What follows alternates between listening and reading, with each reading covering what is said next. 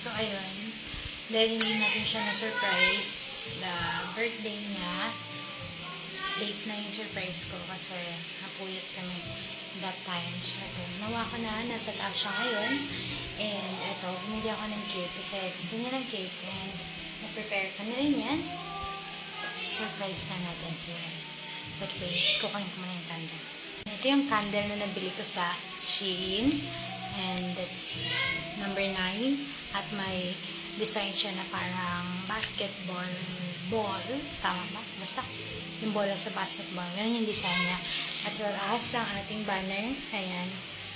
Okay? And tapos, meron din ako cake topper na nabili. So, ayan.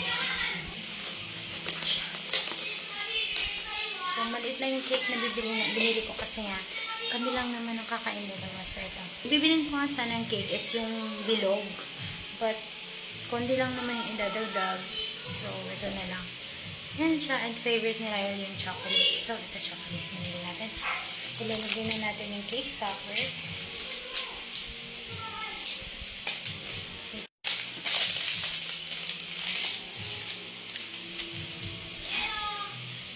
Tingnan naman natin yung number.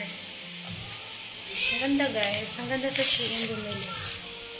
Talagang quality talaga yung product. Kahit 1 week mahigit or 1 week siya bago i-deliver. But sobrang ganda. Wait lang. Hala! Nasira ko siya!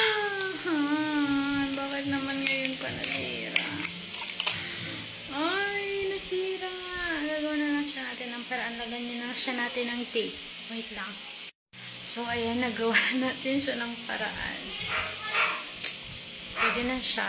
Nilagyan ko na siya ng tape. Schumars.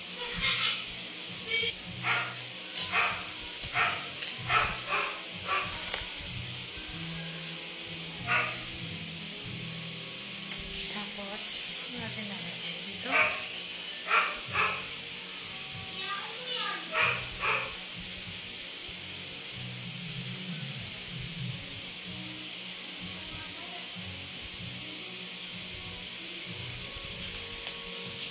Wait. Yan. Pwede na. Okay. Let's call Ryle. Wait lang.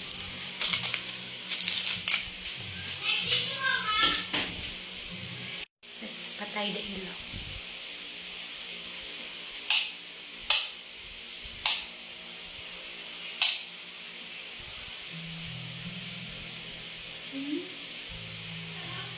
Let's go.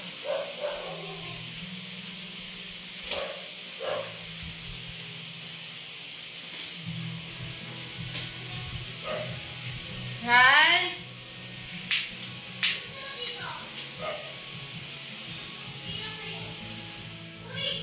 Ryle?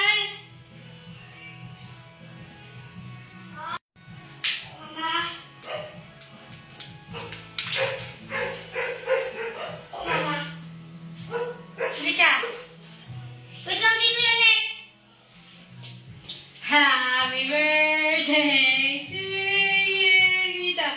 Happy birthday.